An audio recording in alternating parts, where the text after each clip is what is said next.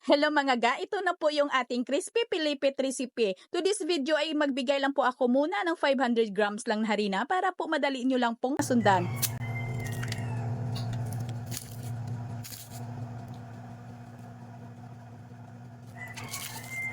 Yung simula na po natin dito sa ating dough ay meron po tayong 500 grams ng ating first class flour at 1/2 tablespoon ng ating yeast, and then haluin lang po natin yan. Maglagay lang po tayo, gumawa lang po tayo dito ng wheel sa gitna ng maliit. And then, 1/2 tablespoon ng ating rock salt. At dito mga palangga ay kailangan po ay kaunti lang po na asukal yung ilagay natin. Kailangan lang po natin dito ng 2 tablespoon na asukal. 1/2 tablespoon nating vanilla extract at isang piraso po na medium na itlog. At dito ay maglagay po tayo ng medyo marami po na mantika. Maglagay tayo ng 1/3 cup. And then, 3/4 cup ng ating tubig. Sa ating tubig mga palangga ay tansyahin lang po talaga natin kasi hindi naman po tayo magkapareho ng bra ng harina na ginagamit po natin. And then, tunawin lang po natin yung ating mga dry ingredients bago po natin dito unti-unting basain yung ating harina. At pagkatapos nun, ay sunod na po nating ilagay dito yung ating 1/4 cup ng ating margarine. Ang sabi ko nga mga palangga ay tansyahin lang po natin yung ating tubig kasi po ay hindi tayo magkapareho ng bra ng ating harina kasi ang kailangan po natin dito na dough ay hindi po masyadong malambot at hindi din masyadong matigas. Yung katamtaman lang po kasi ay tosterin po natin ito. And then mga ga, kung may spiral mixer ka naman ay doon mo na ito pakinisin. Kung may roller ka naman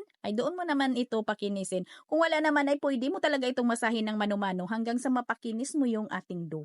Itong aking dough mga ga ay pinakinis ko po ito sa aking dough roller machine. Ito po yung texture at yung hydration po ng ating dough mga ga. Kailangan po ay katamtaman lang na hindi lang masyadong malambot at hindi din matigas kasi pag matigas ay mahirapan na po tayo niyan magpaalsa at mahirapan na po tayo niyan magpilipit or maglumbid-lumbid. At yung ating dough ay pinutol ko lang po ito sa 15 grams. Naalala ko noon mga palangga yung gumawa pa kami nito, yung 15 grams po natin ngayon, noon ay tagpipiso pa yung bintahan namin. Ngayon yung ating 15 grams ay yung bintahan na dito ay 2 piraso, 5 piso po yung bintahan. Yung isang piraso ay 3 pesos. Masyado na talagang mahal ngayon. Pagkatapos kong putulin lahat yung aking dough mga ga, ay pinahaba ko na yan para pag magpilipit na po tayo dito, mamaya ay malambot na po yung ating dough. Madali lang po nating ipilipit or ilumbid-lumbid. Ayan, pagkatapos ko yang mapahaba lahat yung aking dough, ay diretso ko na yan ilumbid-lumbid. Yung tawag talaga dito sa amin, sa proseso na ito, yung palubid-lubid. Yung lubirin po namin, ilubid-lubid.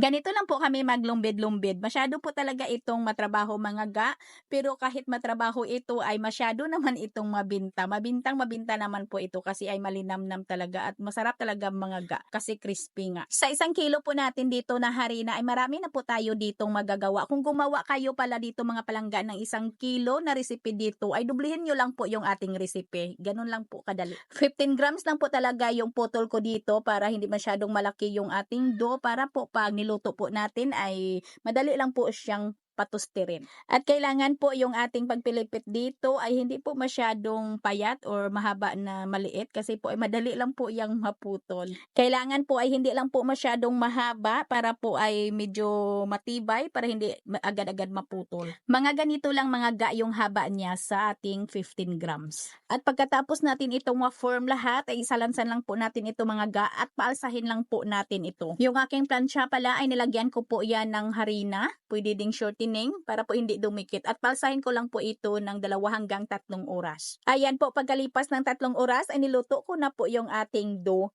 sa mainit po na mantika. Mga ga, pag uminit na po yung ating mantika ay kailangan po ay pahinaan na po natin yung apoy ng ating kalan para po ay matustid po talaga or makrispy po talaga yung ating pilipit. Kasi po pag masyadong malakas yung apoy ng ating kalan ay yung ating pilipit ay sunog na po pero hindi yan toasted, hindi yan crispy. Kaya kailangan ay mahina lang pong apoy niyan at kailangan po ay golden brown na po yan bago po natin hanguin. Mga ga, sabi ko golden brown ha, hindi sunog ha. Kailangan po ay alalay lang po talaga ng apoy ng ating kalan para po makuha po talaga natin yung tamang crispy po ng ating pilipit.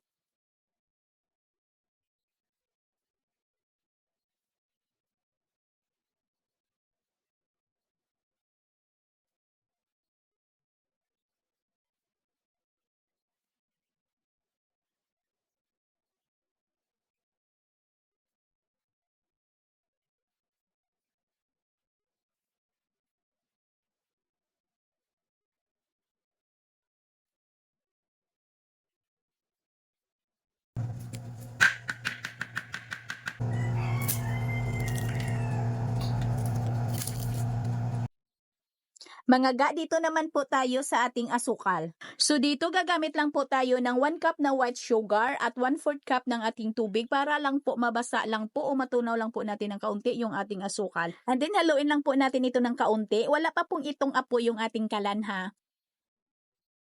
Ayan, pagkatapos ay paapuyan na po natin yung ating kalan sa medium or sa katamtaman lang po na apoy hanggang sa ito'y kumulo. Dapat po yung ating asukal ay hindi lang po talagang syrup o hindi lang po talagang malagkit. Yun bang tinatawag po namin dito na nasa medium syrup lang po. Huwag lang po nating hintayin yung ating asukal na maging malagkit po talaga siya. Parang ganito lang po yan mga palangga. Ayan po, na pag inaangat po ninyo ay naputol-putol pa. Kailangan ganito lang mga ga, ayan ho, naputol-putol pa siya. Pag inaangat po natin yung ating sandok.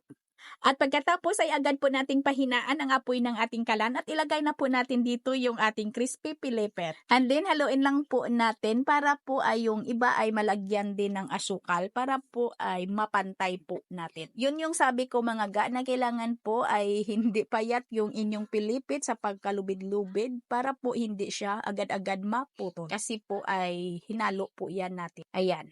Yung 1 cup po natin dito na asukal ay tamang-tama lang po talaga ito mga ga. Pero kung ayaw nyo naman na maraming asukal ay pwede naman kayo ditong magbawas. Pero ito mga ga ay tamang-tama lang po kasi yung ating dough ay matabang po ito. Hindi po ito matamis yung ating dough. At lalo na pag pangbinta po natin ay nakaka-attract naman po ito talaga tingnan na may makikita po yung ating customer na asukal. Ayan, ang bintahan po dito, 4 na piraso ay 10 piso. 2 piraso, 5 pesos.